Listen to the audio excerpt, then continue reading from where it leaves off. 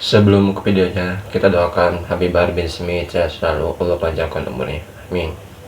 Oke, bapak-bapak ibu, kita ke videonya.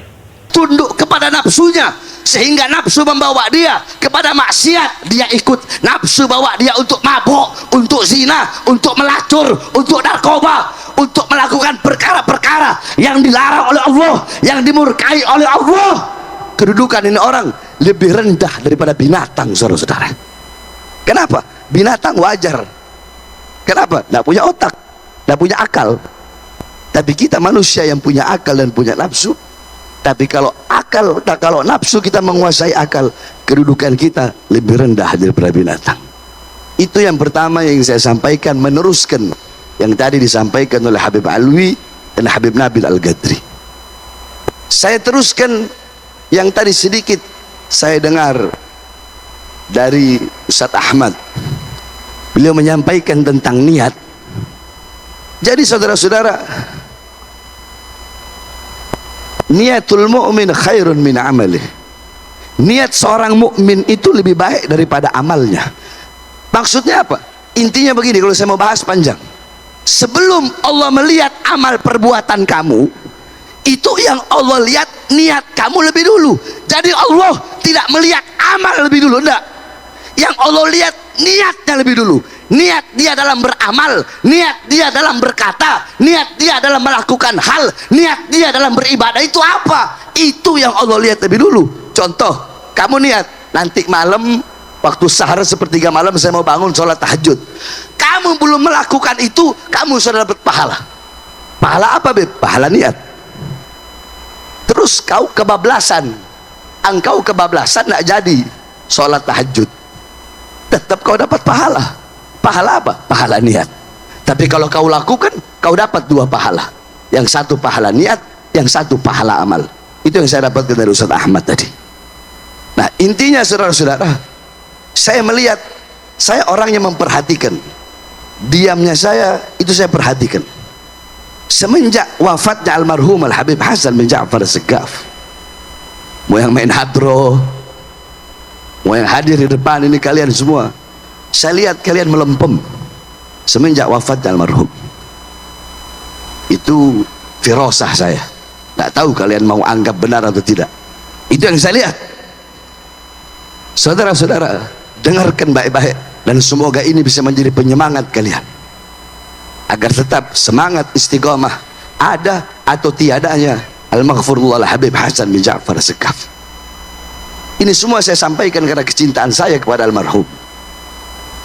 Saudara-saudara, famal hayat illa li ahlil ilm. Tidak ada kehidupan kecuali kehidupan hanya miliknya orang-orang yang berilmu. Allah bilang dalam Al-Quran, kul hal yastawi alladhina ya'lamuna wal ladzina la ya'lamun. Katakanlah, apakah sama orang-orang yang berilmu dan orang-orang yang tidak berilmu? Apakah sama orang-orang yang mengetahui dan orang-orang yang tidak mengetahui? Apakah sama orang-orang yang mengenal dan orang-orang yang tidak mengenal? Apakah sama orang-orang yang jauh dan orang-orang yang dekat? La, tidak sama. La yastawuna abada, la fid dunya wala fil akhirah.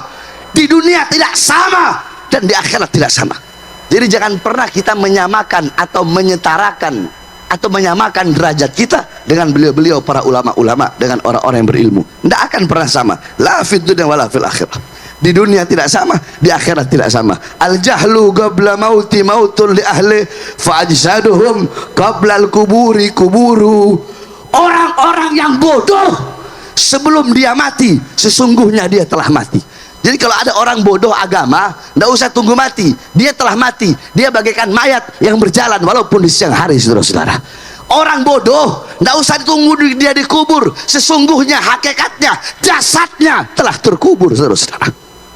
Wa mal mautu illa li ahlil jahl. Tidak ada kematian kecuali kematian hanya miliknya orang-orang yang bodoh, dan tidak ada kehidupan kecuali kehidupan hanya miliknya orang-orang yang berilmu, orang-orang yang soleh.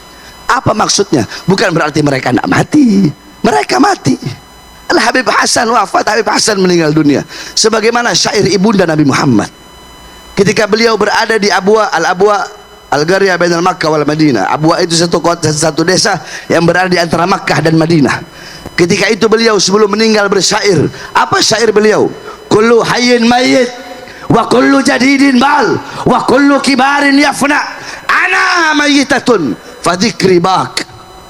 Beliau bilang, ibunda Nabi Muhammad berkata, kullu hayyin mayyit, segala sesuatu yang hidup pasti akan mati.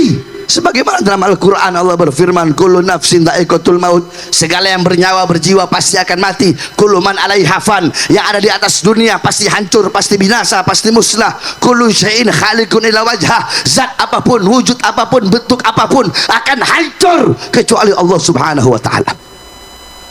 Kullu jadidin bal, semua yang baru itu pasti akan usang. Mobil barumu tidak akan baru selama-lamanya, rumah barumu tidak akan baru selama-lamanya, bahkan pohon dia tidak akan hijau selama-lamanya. Akan ada masanya itu pohon, dia daunnya menguning, dia menguning kemudian dia gugur dari tangkainya, saudara-saudara. Kullu hayyin mayyit, kullu jadidin bal wa kullu kibarin yafna.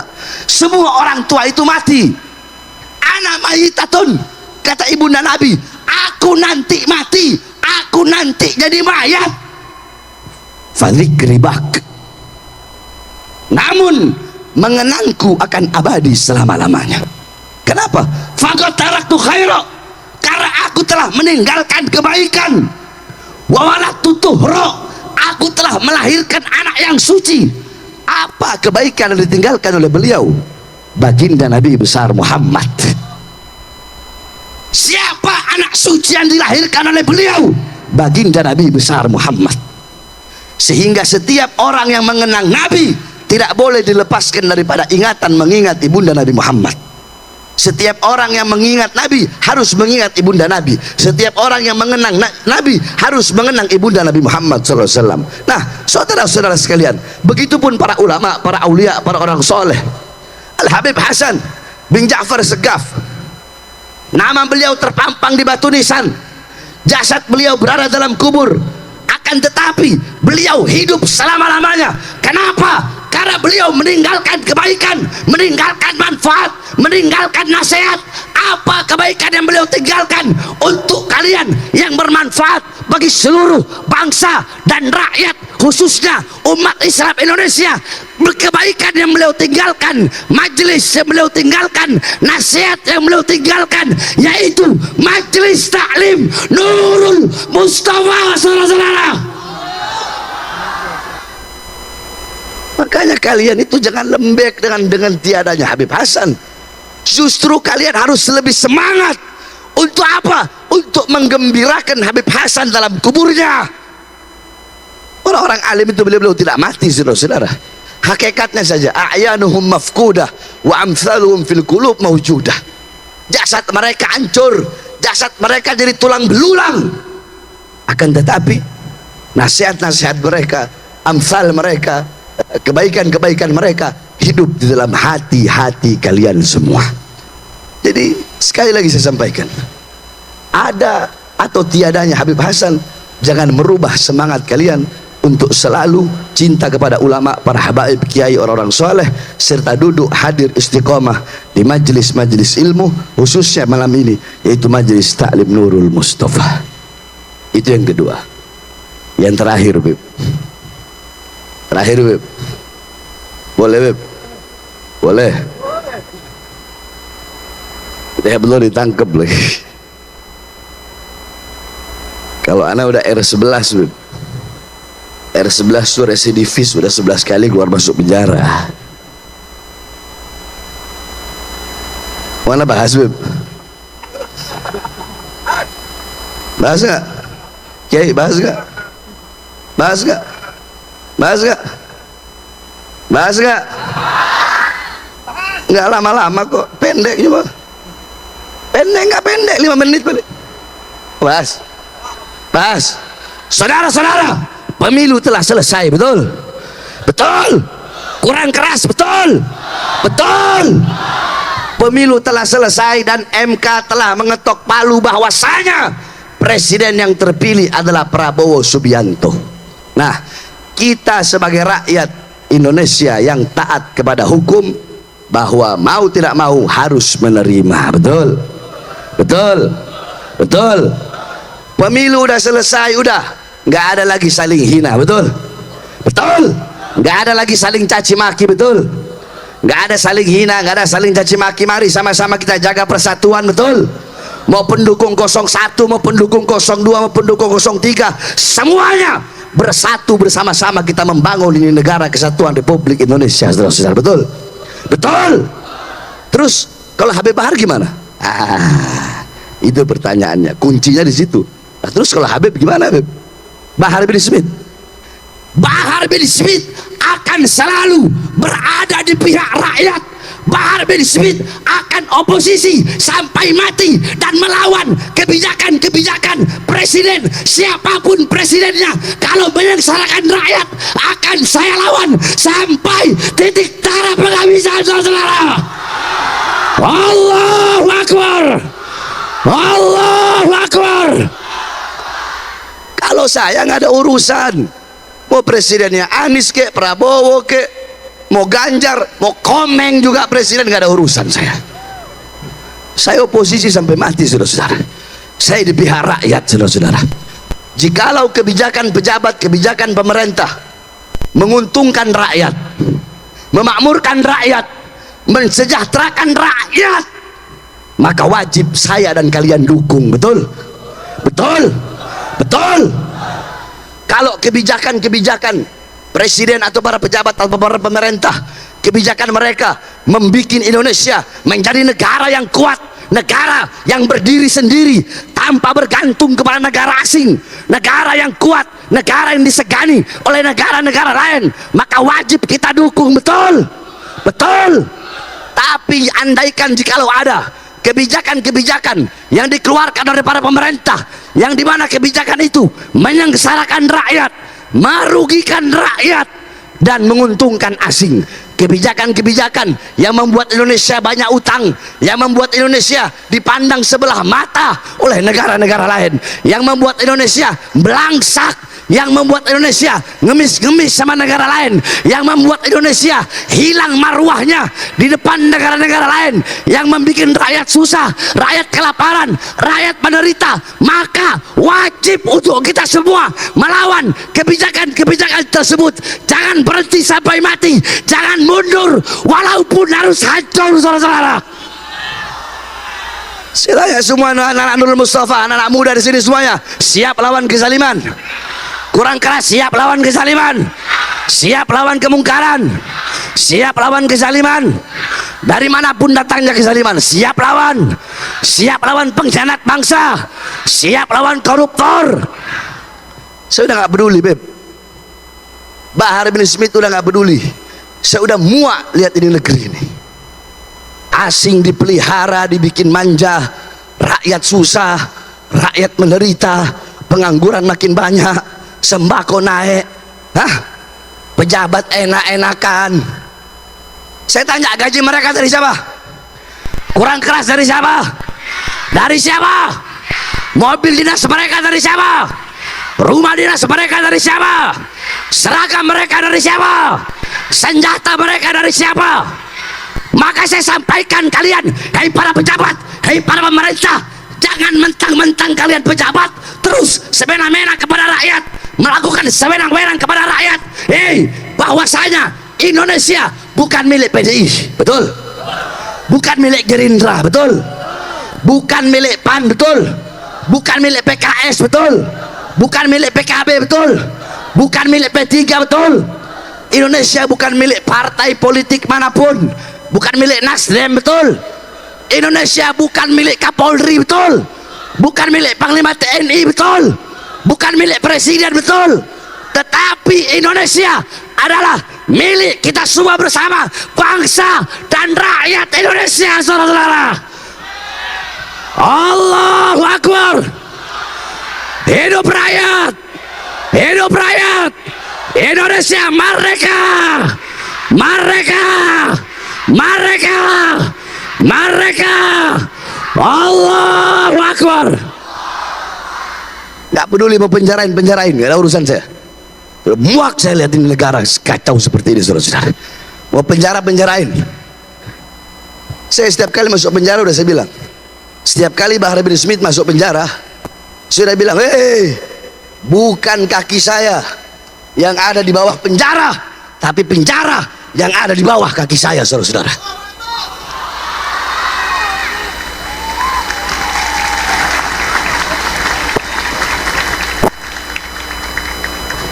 Saya masuk penjara, para pengkhianat-pengkhianat bangsa, perusak-perusak demokrasi, perampok-perampok harta rakyat, mereka menertawakan saya.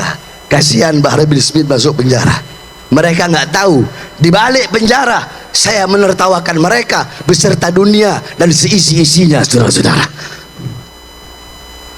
Oleh karena saya tidak peduli mau masuk penjara lagi, mau di apapun, halah, saya udah makan panisnya, pahitnya perjuangan, sudah makan, saudara-saudara. Saya udah makan itu semua sampai saya tidak bisa lagi membedakan mana bahagia mana derita, karena terlalu banyak penderitaan yang saya telan. Saya tidak bisa lagi membedakan mana senyuman mana air mata, karena terlalu banyak penderitaan kesusahan yang saya telan. Jadi sudah, saya oposisi sampai mati, siapapun presidennya, saya berada di pihak rakyat, saudara-saudara. Saya tidak akan pernah mengkhianati rakyat. Nyawa saya demi rakyat, demi bangsa, demi negara kesatuan Republik Indonesia. Jangankan hanya di penjara, nyawa saya, jiwa saya, darah saya murah harganya, tumpah untuk bangsa dan negara kesatuan Republik Indonesia, saudara-saudara. Penjara risiko paling kecil, dibunuh.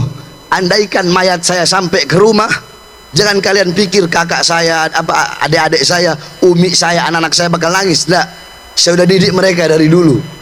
Kalau andaikan saya Bahar bin Smith pulang tinggal mayat, kalian harus tersenyum. Andaikan saya pulang tinggal mayat, saya punya istri bakal bilang, Kak, alhamdulillah, sambil tersenyum, kakak udah sampai pada tujuan kakak.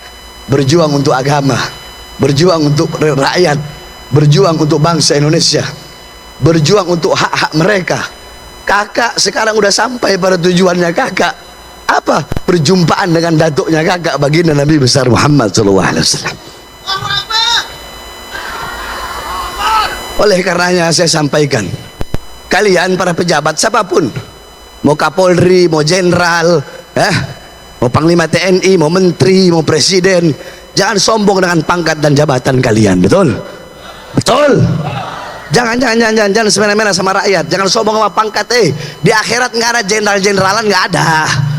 Di akhirat nggak ada jenderal-jeneralan, nggak ada presiden-presiden, nggak ada kuasa, nggak ada yang punya kuasa di akhirat. Siapapun dipites kayak kutu sama Allah SWT. Nggak ada. Apa kau jenderal lah, apa kau presiden, nggak ada pangkat jabatan di akhirat. Betul? Betul? Oleh karena saya wasiatkan, hendaknya kalian berbuat adil kepada rakyat, makmurkan rakyat, sejahterakan rakyat. Andaikan kalian memakmurkan rakyat, mensejahterakan rakyat, tidak mungkin kami akan menyampaikan ini, saudara-saudara. Betul? Apa untungnya buat saya? Malah saya di penjara. Tapi ini semua kami sampaikan karena kecintaan kami kepada rakyat, bangsa, khususnya negara kesatuan Republik Indonesia. Ini enggak, kebanyakan saya lihat anggota Polri, anggota TNI, kalau yang ngelakuin kesalahan itu atasan-atasannya, yang disalahin bawahan-bawahannya yang nggak tahu apa-apa ini. Mereka bawahan nggak tahu apa-apa jadi korban. Kayak Sambo itu, bangsat satu itu. Itu waktu Sambo baru masuk di lapas Pondok Rajek. Lapas Pondok Rajek kan wilayah saya itu. Begitu Sambo masuk, anak-anak ngomong, saya buka aja di sini. Beb, Sambo masuk sini, mau kita eksekusi, Beb, mau kita matiin. Apa sih bilang? Jangan. Saya larang. Kalau saya bilang ya udah eksekusi, habisin, habis Sambo.